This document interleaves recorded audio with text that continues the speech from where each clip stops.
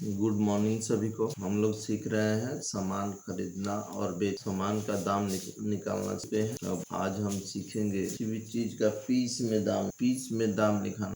किसी कार्टून में बिस्कुट का कार्टून होता है, उसमें बहुत सारे बिस्कुट, एक बिस्कुट का दाम निकालना होता है। साबुन का कार्टून आता है, बहुत सारा साबुन, एक पीस का दाम निकालते हैं। केला दर्जन में मिलता है, उसका एक पीस का दाम निकाल, अगर एक ठो चाहिए तो एक पीस का दाम निकालना हो। तो इस तरह से आज हम पीस का दाम निकालना तैयार है सभी। पीस का दाम निकालने के लिए मान लो बिस्कुट का कार्टून, उसमें की कार्टून में 100 बिस्कुट है, 100 बिस्कुट एक कार्टून में है, तो एक पीस का दाम 100 बिस्कुट है और दाम है उसका 1000। कार्टून का दाम है 1000 और उसमें 100 बिस्कुट है, तो एक बिस्कुट का दाम कैसे निकालेंगे बताएगा कोई। एक कार्टून में 100 बिस्कुट और उस कार्टून का पूरे कार्टून का दाम 1000 रुपया। एक बिस्कुट का कितना, सेम प्रोसेस किलोग्राम में जो निकालते वही प्रोसेस है।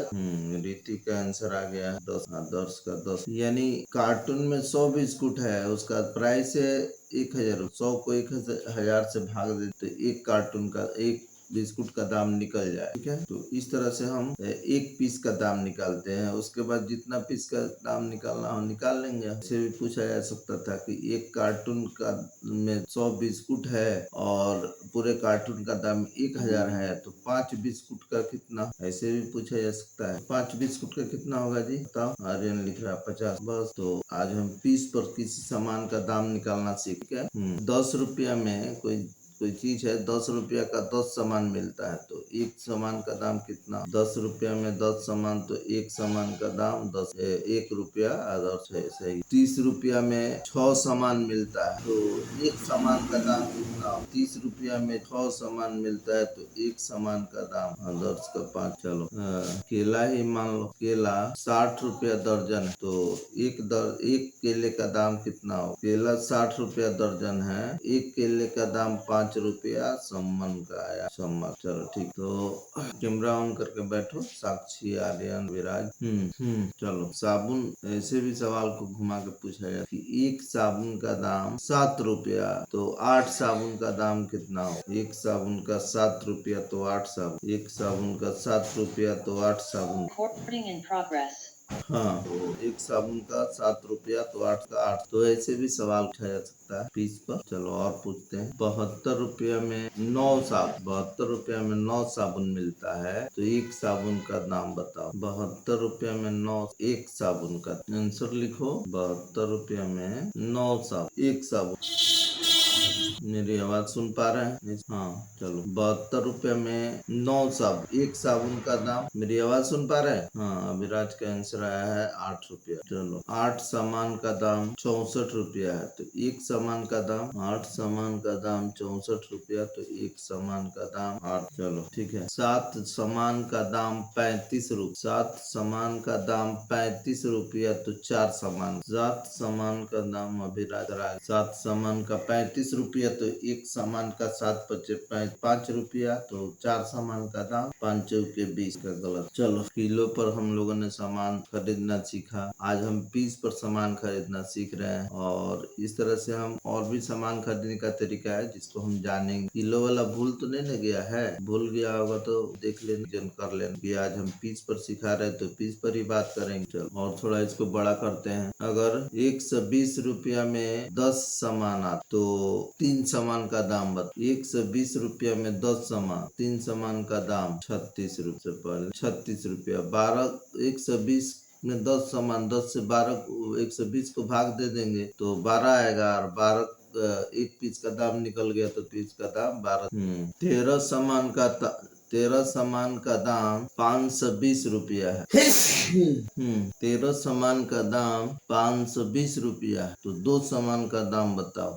13 सामान का दाम 520, तो एक सामान का दाम 13 चौके 52, जीरो लगा के, यानी कि 40 सामान का 40, तो 2 सामान का 80 लिखा है। अब रात, इसलिए कहते हैं कि पहाड़ा जिसको याद रहेगा 20 तक, उस सामान का दाम निकालने में आसानी, कोई भी बनाने में बहुत आसानी होगा। इसलिए जिनको भी 20 तक पहाड़ा नहीं याद, वो याद कर ले। ठीक है, हमने तो पहाड़ा का भी बता ही दिया है तरीका, लिखने का तरीका बता दिया, बिना याद का कैसे लिख सकते हैं पहाड़ा। या फिर 10 तक अगर पहाड़ा याद हो तो आगे का पहाड़ा कितना का भी पहाड़ा लिखना हो तो हम लिख सकते हैं। ठीक है, चलो अब देखते हैं। 420 रुपया में 420 रुपया में कोई, जैसे मान लो कि 420 रुपया किसी कार्टून बिस्कुट का कार्टून का दाम है और हमको 4 बिस्कुट का दाम निकालना है, तो कितना होगा? 420 रुपया किसी कार्टून का दाम है और उस कार्टून में कितना सामान है वो जब तक पता नहीं लगेगा तब आंसर कैसे दोगे? आंसर देने भी लगा। कार्टून में पूछा हमसे कि कार्टून में कितना सामान है, तो ऐसे ही बता दिए 420 रुपया किसी कार्टून का दाम, तब तक आंसर देने लगा। कहाँ से कैसे? पीस का दाम तो जानना पड़ेगा ना कि उस कार्टून में कितने पीस है, उसके बाद ना दाम निकलेगा। तो चीजों को समझो। हाँ, तो 420 रुपया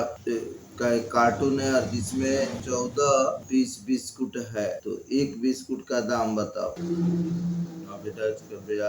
फिर सुनो सवाल को। 420 रुपये में कार्टून है, एक पीस का दाम 14 रुपया है, तो सॉरी, एक पीस का नहीं, पूरे कार्टून में 14 पीस बिस्कुट है, तो एक बिस्कुट का दाम बताना है। 30 रुपया जो लिख रहा है उसका सही। 750 रुपया का बिस्कुट का कार्टून है, तो 3 बिस्कुट का दाम बताओ। 750 रुपया एक कार्टून है जिसमें कि 15 बिस्कुट, 750 रुपया में 15 बिस्कुट मिलता है, तो 3 बिस्कुट का दाम बताओ। हाँ, सबसे पहले जवाब आया है अभिराज का 150। 15 बिस्कुट में 15 बिस्कुट का दाम 750 रुपये। 15 से 750 में भाग दे देंगे। 750 में भाग देना नहीं आता हो तो हम 70 में भाग दे देंगे, तो 15 पचे 75। ठीक है, तो 75 हो गया। 5 पर एक जीरो लगा देंगे, जीरो छोड़े थे उधर इधर लगा देंगे, यानी एक का दाम निकल गया 50 रुपया, तो 3 का दाम हो गया 150। ठीक है, चलो तो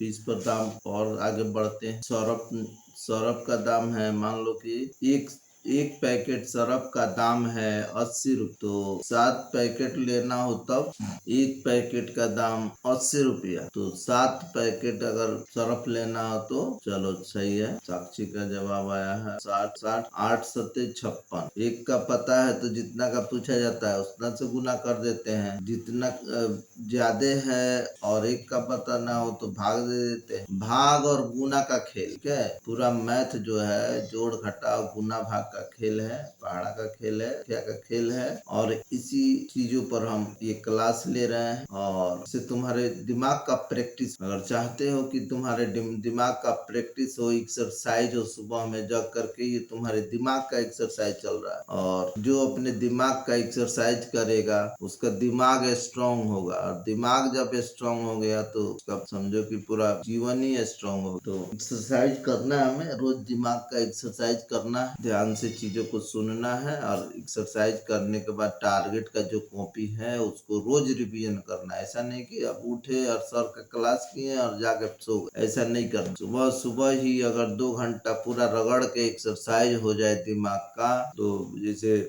एक दोहा है, करत करत अभ्यास से जड़मत होत सुजान, रसरी आवत जात सिल पर पड़े निशान। मैंने अभ्यास करने से, बार बार अभ्यास करने से जड़मत होत सुजान, मैंने हमारा जो दिमाग है, कैसा भी दिमाग है, भोदा से भोदा दिमाग है, वो भी बहुत तेज हो जाता प्रैक्टिस करने से। और जैसे वैसे ही जैसे रसरी, कुआं से जब पानी भरा जाता है, रसरी से खींचा जाता है, तो कुआं के जो साइड में जो बाउंड्री होती है उस पर निशान पड़ जाता है। वो पत्थर का होता है लेकिन रोशनी इतनी मुलायम चीज से घिसने पर निशान पड़ जाता है। उसी तरह से अगर हम अभ्यास करें अपने पढ़ाई पर, अपने दिमाग से अधिक दिमाग का यूज करें, तो ये स्ट्रांग हो जाता है। एल्बर्ट आइंस्टाइन तो अपना पता भी भूल जाता, घर कहाँ है पता ही नहीं रहता, इतने भुलक्कड़ थे वो। सोच, मैंने इतना भी कोई भुलक्कड़ होता है कि घर स्कूल गए और भूल गए कि घर कहाँ है, तो रिक्शा वाला ला के छोड़ता 10 साल की उम्र। लेकिन अभ्यास कर करके इतने बड़े साइंटिस्ट बन। तो अभ्यास में बहुत बड़ी शक्ति, जो अभ्यास करेगा सुबह में जग करके करेगा, जब वातावरण शांत हो तो दिमाग ज्यादा काम कर। सुबह का वातावरण बहुत शांत हो, इसलिए हमारे दिमाग जो है, सुबह में लोग एक्सरसाइज करते हैं, दिनों में नहीं एक्सरसाइज कर लेते, 10 बजे के बाद कर लेते। क्यों सुबह में करते हैं?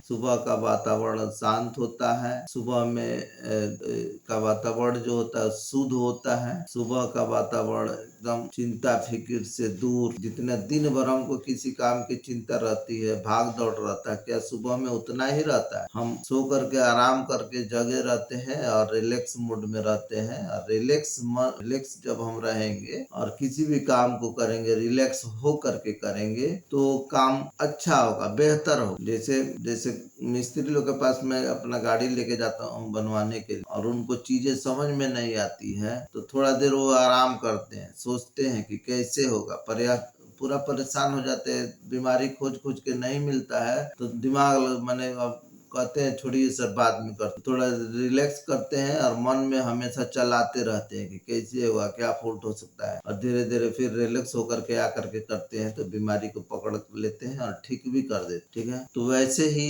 ही हमारा दिमाग काम। ठीक है, तो अगर बड़ी चीजें हैं, बड़ा चीज नहीं समझ में आ रही तो उसको सुबह में प्रयास करना चाहिए। समझ दिन भर अगर कोई चीज नहीं समझ में आ रही है तो सुबह में उसको प्रयास करोगे तो समझ में आने लगे। चलो और पूछ लेते हैं कितना टाइम बचा है। और 27 हुआ है, 13 मिनट और इसका पीस पर और रिवीजन कर लेते हैं। तो इसको लिखो, खुद से प्रैक्टिस करो, कम से कम एक मेरा वीडियो पर 1000 सवाल का प्रैक्टिस करो। अपने से सवाल बनाना सीख जाओगे, अपने से सवाल पूछना सीख जाओगे। कहा गया है सवाल ही जवाब है। एक अरस्तु हुआ करते थे मनोवैज्ञानिक, अरस्तु का बहुत नाम है, आगे चल के उनके बारे में तुम लोग जानोगे। वो लोगों से लोगों को देखते थे गलत करते हुए तो लोगों से सवाल पूछ, उनका सिर्फ इतना ही काम, सवाल पूछ देते। राजा से भी सवाल पूछ बैठ और सवाल का जवाब लोग देते थे और उनको चीजें समझ में आई क्या कहना चाहते। ठीक है, तो वैसे ही सवाल ही जवाब है, एक किताब भी है। और देखते हैं 30%। 810 रुपया में 9 सरफ का पैकेट मिलता है। तो एक सरफ का पैकेट का दाम बताओ। प्रिंस यादव का जवाब आ गया 90 रुपये। सवाल मुंह से निकलते ही जवाब आ जाना कितना सी देता है। ये सब प्रैक्टिस का खेल। 10 मिनट और मीटिंग बचा हुआ है और प्रैक्टिस करो। हम प्रैक्टिस के लिए बैठे। चलो और पूछते हैं। ये सारी चीजें, बहुत सारी चीजें पीस पर आती हैं, बहुत सारी चीजें अनाज वगैरह किलो पर आती है और सब पीस पर आती। बिस्कुट हुआ, नमकीन हुआ, जितना पैकेट में सामान होता है सब पीस पर आता, वो वजन पर नहीं है। वजन भरा रहता है उसमें, ऐसा नहीं कि वजन लिखा रहता है, लेकिन खरीदारी बिक्री पीस पर करी जाती। ठीक है, जैसे नमकीन का पैकेट का दाम, अगर अब ऐसे सवाल को सुनो, देखते हैं कौन जवाब दे पाता है। एक कार्टून है जिसमें कि कार्टून में 10 नमकीन का पैकेट है और उसका दाम है 100 रुपया। ठीक है, उसका दाम है 100 रुपया।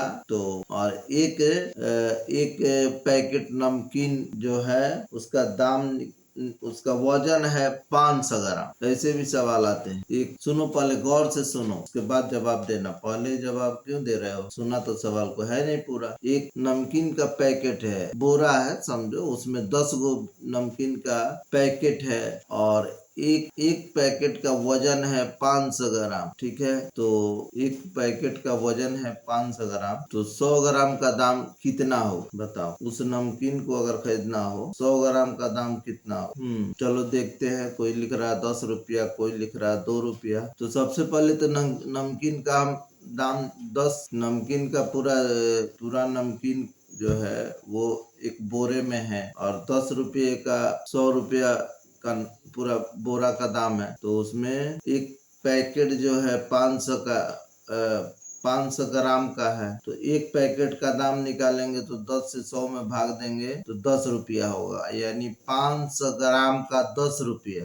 500 ग्राम का 10 रुपया तो 100 ग्राम का हमने पूछा है, तो 500 ग्राम का अगर 10 रुपया है तो 1000 ग्राम का 20 रुपया होगा, यानी 1 किलो का दाम 20 रुपया होगा, तो 100 ग्राम का दाम 2 रुपया, यानी जिसने भी 2 रुपया लिखा है उसका सही। तो देखो कौन सवाल को कैसे घुमा के पूछा जा सकता है। अब इसमें तो पीस का दाम के साथ साथ हम ग्राम का भी दाम निकालना पड़ा, ठीक है, पीस का भी दाम निकालना पड़ा और उसके बाद ग्राम में आकर के और ग्राम का भी दाम निकालना पड़ा। ऐसा भी होता है, नमकीन खरीदने जाते हैं तो कभी कभी क्या होता है कि दुकानदार पूरा पैकेट नहीं ले पाते हम लोग, तो वो क्या करता है पैकेट फाड़ देता है और उसमें से जितना ग्राम तुमको चाहिए उतना, ठीक है। तो सवाल ऐसे भी आ सकते हैं। अब टाइप का प्रैक्टिस आगे करेंगे हम।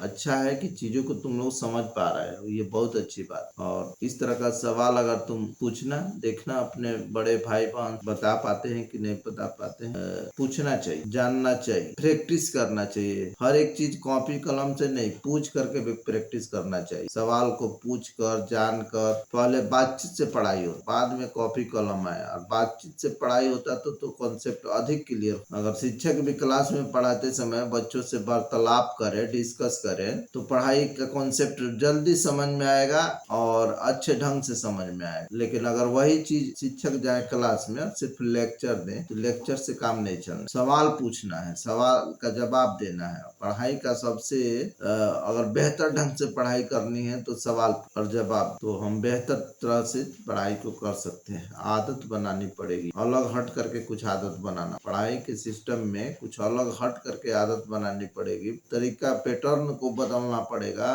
क्योंकि जितने भी बच्चे सफल हुए हैं सब अपने पढ़ाई के पैटर्न को बदला है, तब जाके वो और भीड़ से अलग निकले हैं और बड़ा किए। तो तुम लोग भी जो ऑनलाइन क्लास ज्वाइन कर रहे हो, उसका उद्देश्य यही है कि तुम लोग का पैटर्न, पढ़ने का पैटर्न बदले और अच्छे ढंग से पढ़ पाओ, चीजों को समझ पाओ, ठीक है। तो अब इसको थोड़ा, इन सारी चीजों को सिर्फ देखो मत, बार बार को देखना है और कॉन्सेप्ट क्लियर करना है। उस पर कॉपी कलम ले लो और खुद उसका चार्ट बनाओ। किसी भी चीज अपने से चार्ट वाला मैथ बनाओ, मैथ बना करके फोटो खींचो उसका और उस पर खुद का अपना वीडियो बनाओ। दिमाग लगाओ कि क्या कह रहा है, सिर्फ देखना नहीं है, इसको प्रैक्टिकली करना है।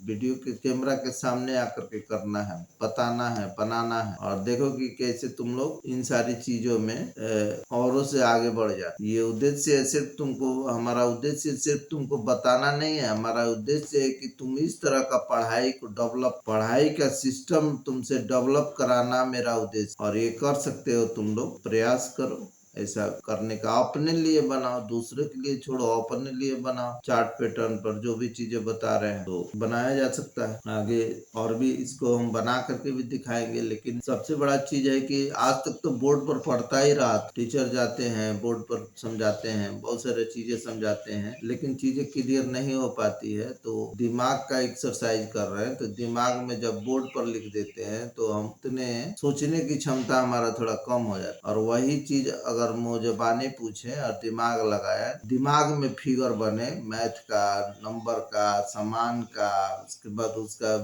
दाम का फिगर दिमाग में बन, और वो बहुत कारगर होगा। इसलिए किसी भी चीज को वैज्ञानिक लोग इतना बड़ा बड़ा शोध कैसे कर ले, कोई किसी भी चीज का वो दिमाग में फिगर बनाते हैं।